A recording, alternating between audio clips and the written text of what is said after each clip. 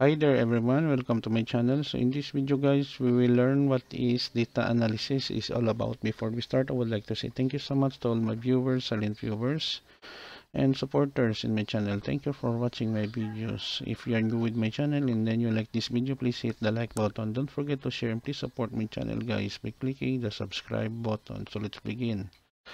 What is data analysis? Data analysis is the process of inspecting, cleansing, transforming, and modeling data with the goal of discovering useful information, informing conclusions, and supporting decision making.